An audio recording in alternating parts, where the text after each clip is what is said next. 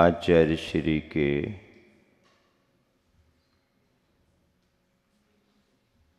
पचासवें वर्ष की पूर्णता पर संत शिरोमणि प्रवचनमाला में आप सभी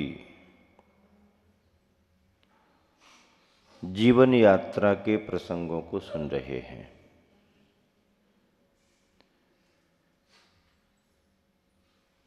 जीवन यात्रा में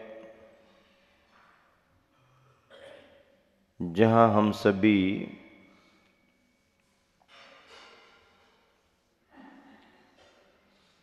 गुरुवर के चतुर्मासों की चर्चा कर रहे हैं, उन चतुर्मासों में छत्तीसगढ़ को जो लाभ मिला था उस सन 2011 और 12 का था।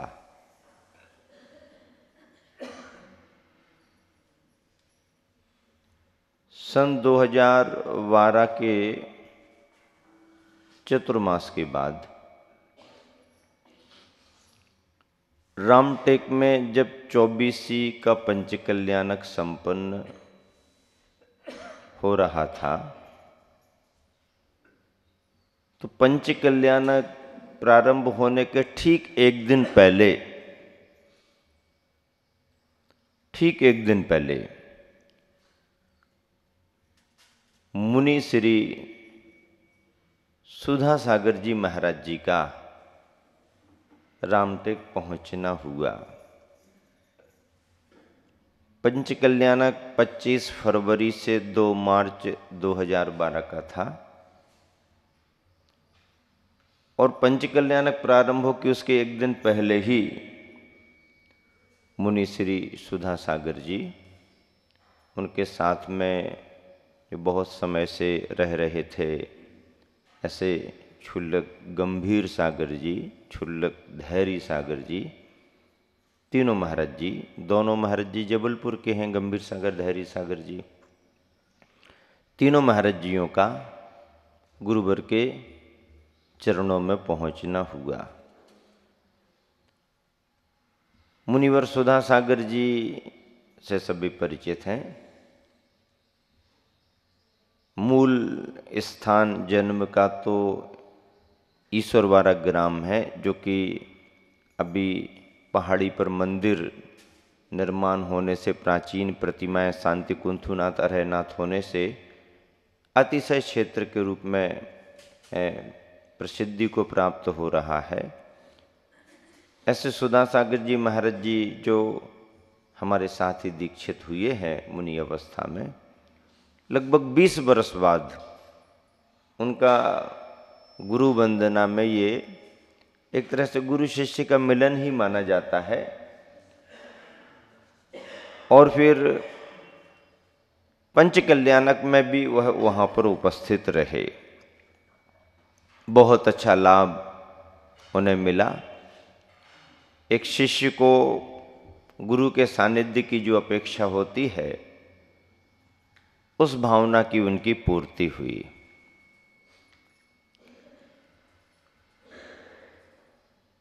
दो 2013 का चतुर्मास कहाँ पर हुआ? रामटेक में हुआ। और ये सारे संदर्भ आपको ख्याल में आ चुके हैं। 2014 का चतुर्मास आचार्य श्री का विदिशा भद्दलपुर के नाम से जाना जाता है। शीतलनाथ भगवान की कल्याणक भूमि है। पुराना नाम भद्दलपुर, वर्तमान में अभी तो विदिशा, बीच में भेलसा भी इसका नाम रहा। ऐतिहासिक और पुरातत्व की सामग्री उदयगिरी की पहाड़ियों में है। पुरातत्व महत्व का स्थान भी है। हम लोगों के चतुर्मास हुए, शीतकाल ग्रीष्मकाल प्रवास हुआ, आचर्य का भी विदिशा प्रवास हुआ। चतुर्मास का योग आचर्य का पहली बार बना और वो हरिपुरा शीतल धाम में हुआ, जहाँ पर समूह शरण मंदिर निर्माण हो रहा है। इस चतुर्मास के विशेष विशेष प्रसंग तो रहे ही, पर भावना के प्रसंगों में अनेक राजनीतिक लोगों ने आकर के लाभ लिया, धार्मिक लोगों ने आके लाभ लिया, समाज सेवियों ने लाभ लिया। विदिशा एक ऐसा शहर था जो भोपाल महानगरी राजधानी के निकट और आसपास की बहुत घनी आबादी वाली जैन समाज के इलाके थे। रेलवे स्टेशन से लगा हुआ होने से सब तरफ से लोगों का आना जाना बहुत रहा, खूब लाभ लिया। एक संदर्भ ऐसा बना जो सहज था। चतुर्मास के मध्य में दीपावली आने के पहले पहले 16 अक्टूबर गुरुवार का दिन, कार्तिक कृष्णा अष्टमी की तिथि, आचर्य का आहार शीतल धाम से अपनी विधि लेकर के निकलने का हुआ और जो भाव गुरुवार का बना तो बस्ती में आहार हुआ। पड़गहन के उन्होंने किया था, सुरेश सतभैया परिवार किले अंदर उनका घर है। पड़गहन किया, आहारचर्या संपन्न हुई।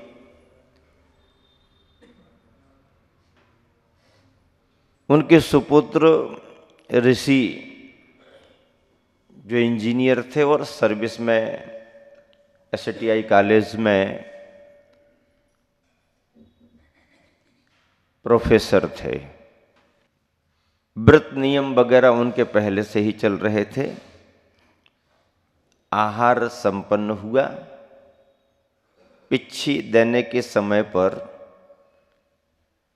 यूं ही भाव रखते हुए ऋषि भैया ने कहा आचर्य को, गुरुदेव हम आपको पुरानी पिच्छी प्रदान कर रहे हैं, वो अवसर कब आएगा जब आपके कर कमलों से हमारे को नई पिच्छी मिलेगी। मुस्कुरा दिया आचर्य। आहार के बाद आचर्य वापस शीतल धाम की ओर आ रहे हैं, परिवारीजन भी साथ थे। सुरेश सतभैया उनके पिताजी को देखते हुए आचर्य कहते हैं, क्या कह रहा है तुम्हारा बेटा? तो हंसने लगे। वो कहने लगे आचर्य उसने अपनी भावना रखी, ऐसी ही भावना उसके पहले मेरी पूरी हो, ये और अच्छा है। ऐसी बातचीत करते हुए चल रहे थे। आचर्य के मन में क्या ख्याल आया, जब वहां जाकर के विराजमान हुए, चर्चा में ऋषि को पूछ लिया, निवेदन तो कर रहे, तैयारी है कि नहीं? गुरुदेव तैयारी है। एक दिन पहले का उसका उपवास भी था। ऐसे पूछताछ करते हुए आचार्य ने कहा, फिर यदि ऐसा योग बनेगा तो आप तो सर्विस करते हो, रिजाइन देने में और सब औपचारिक पूर्ति करने में कितना समय लगेगा? बोले आचार्य क्या है, सब कागजात पूर्ति करना है, साइन करना है, ये करना, वो रिजाइन दे सकते हैं। ऐसा हो सकता है क्या? हो सकता है। देखो फिर ऐसा संकेत मिला ही नहीं कि तुरंत के तुरंत जो भी एकदम ऐसे कॉलेज से बिना सूचना के, बिना किसी के कोई डायरेक्ट रिजाइन ऐसा नहीं देता है, व्यवस्थाएं बिगड़ जाती हैं। तो समाचार तेजी से फैल गया, कॉलेज में खबर पहुंच गई। अब उसकी औपचारिक पूर्ति में जो भी कार्य होते हैं वहीं पर सबको बुला लिया गया। कॉलेज के प्रिंसिपल से लेकर के बैंक मैनेजर तक को लेकर के वहीं पर आ गए और क्या क्या कागज की पूर्ति करना है फटाफट सब सोचने लगे। भैया ये तो सन्यासी बनने जा रहे हैं तो अपन इतना भी सहयोग नहीं करें क्या, और इतना बड़ा संघ गुरुजी विराजमान है। घंटे भर में सब पूर्तियां हुई। आचार्य ने कहा ठीक है केस लंच करो। आहार के बाद से चर्चा शुरू हुई है और 2-2:30 बजे तो मंच पर बैठना है। ऐसी सहज लेकिन अद्भुत घटना जैसा अपन कभी सुन नहीं पाए, किसी ने बताया नहीं, ऐसा संदर्भ। दीक्षा की तैयारियां शुरू। परिवार को समाचार मिला तो परिवार, मोह का भाव तो होता है लेकिन परिवार भी परिपक्व था, माता पिता भी संयमी थे। हमारी पुरानी पिच्छी चतुर्मास में उन्होंने ली थी, तब से उनका व्रत वगैरह भी था। परिवार का तो अभ्यास था ही, संघ के लिए समर्पित भी थे तो कोई बात ही नहीं थी। हमारा चतुर्मास 1992 में हुआ था, 92 में, तब उन्होंने पुरानी पिच्छी ली थी। तो ऐसा करके शीतल सागर जी उनका नाम रखा गया दीक्षा में ऋषि भैया का, क्योंकि शीतलनाथ भगवान की जन्म कल्याणक स्थली है, 4 कल्याणकों की भूमि है। तो ऋषि भैया शीतल सागर जी, एक शाश्वत सागर जी, समरथ सागर जी और श्रमण सागर जी, ऐसी 4 मुनि दीक्षाएं बिना किसी सूचना, बिना किसी चर्चा पर्चा के सहज संपन्न हुई। अद्भुत आश्चर्य की बात रही। और यह एक ऐसा अवसर था कि एक मतलब भावना जिसने अंदर से भाई थी उसका सहज पुण्य का योग बना, और उसको भी ऐसी कोई मतलब कल्पना नहीं रही होगी कि निवेदन में इतने जल्दी भी हमारा काम बन सकता है, पर उसके पुण्य ने जोर मारा, गुरुवर की कृपा हुई, मुनि दीक्षाएं संपन्न हुई। इस चतुर्मास में ये तो एक बहुत बड़ी खुशी का प्रसंग था, लेकिन एक थोड़ी सी चर्चा जो बहुत बड़ी एक तरह से विकल्प का कारण भी बनी। इसी चतुर्मास में एक संलेखना का संदर्भ भी घट गया, और ये दीक्षा के पहले का ही संदर्भ है। 13 अगस्त की तारीख थी, पर्यूषण के पहले का ही समय था। संघ में ही मुनि शांति सागर जी विराजमान थे, ललितपुर के निवासी थे। वो दीक्षित हुए, गुरुकुल में भी उन्होंने अध्ययन किया था, फिर आचार्य के चरणों में आए, दीक्षित हुए। शांति सागर जी महाराज जी 23 मुनि दीक्षाएं जब नेमावर में हुई थी तब उनका क्रम था। शांति सागर जी महाराज जी को थोड़ा सा ऐसे जैसे अपन कहते हैं, जैसे फिट या मिर्गी जैसा रोग जो होता ना, थोड़ी उसकी असुविधा आई हुई थी। सहज ऐसा कुछ नहीं था, कुछ क्षणों को हो जाता फिर ठीक हो जाता, और ऐसे कई लोग रहते हैं जिनको कुछ देर को ऐसा होता फिर वो अपने आप ठीक हो जाते, और क्रम चलता रहता था उनका, कोई बड़ी असुविधा नहीं। साधना भी बहुत अच्छी करते थे और लंबी लंबी सामयिक भी करते रहते थे, सहज शांत स्वभाव भी थे। पर वो जंगल को गए हुए थे, साथ वाले महाराज जी वगैरह जंगल से वापस आ गए, वो थोड़े वहीं पर रुके रहे होंगे। बहुत ज़्यादा दूरी नहीं थी, क्षेत्र के पीछे ही रेलवे लाइन की तरफ जंगल को चले जाते थे, रुक भी जाते थे महाराज जी लोग, क्योंकि भीड़ भाड़ बहुत रहती थी यहाँ पर क्षेत्र पर। तो कुछ महाराज जी अपने थोड़ी देर को फ्री भी हो गए, बैठ भी गए, एकांत में चलता रहता था।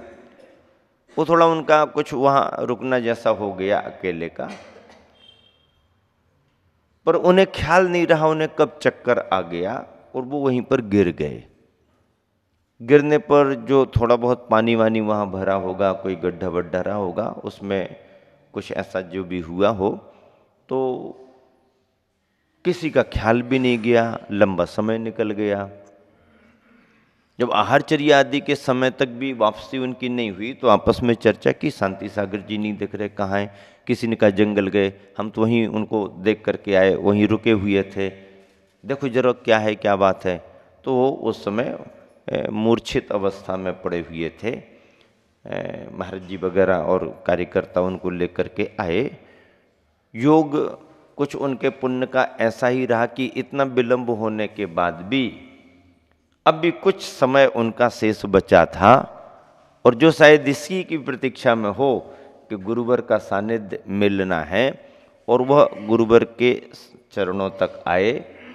गुरुवर ने उनके हाव भाव को समझा, देखा, और चेतना जो उनकी अभी मौजूद थी संबोधित किया, संबोधन उनको मिला, और गुरुवर के चरणों में ही उनका अंत समय हुआ, समाधि हुई। एक संदर्भ ऐसा घटा, तो पहले तो यह घट चुका था, पर्यूषण संपन्न भी हो चुका था, बाद में मुनि दीक्षा का भी संदर्भ। ये दो विशेष प्रसंग ख्याल में आते हैं 2014 विदिशा के चतुर्मास के, और तो शेष विशेष संदर्भ प्रभावना के, स्वाध्याय साधना के सभी होते ही हैं। 2015 के चतुर्मास में भी एक ऐसा ही प्रसंग बना।